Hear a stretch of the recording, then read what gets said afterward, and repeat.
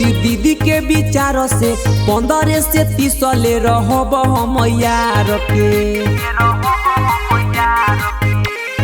बानी पारा भाई दीदी के विचार से 15 से 30 ले रहब हम यार के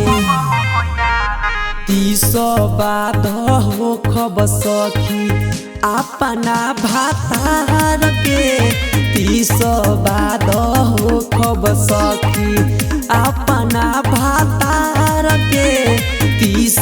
बाद हो खब सखी।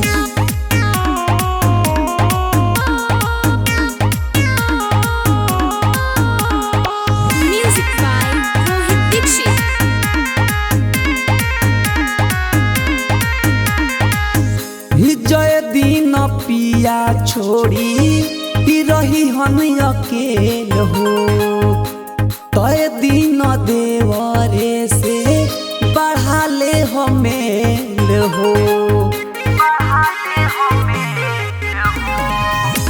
जय दिन पिया छोड़ी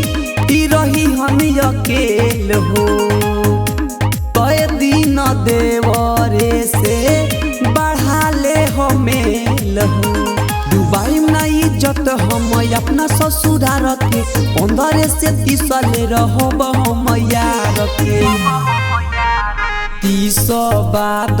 हो खब सखी अपना भातार के 30 बाद हो खब सखी अपना भातार के 30 बाद हो खब सखी।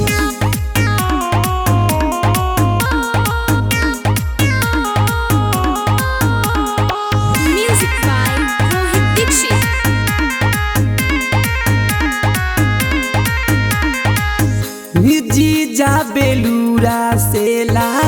गाँव जीवन भर तबे तो निगमावा सु नसाली जी कही जीजा बेलूरा सेला गाँव जीवन भर तबे तो निगमावा सु नसाली जी कही रवि के लू भाई उल्टी पाला मार के 15 से 30 ले रहब हम यार के 30 बाद हो खब सखी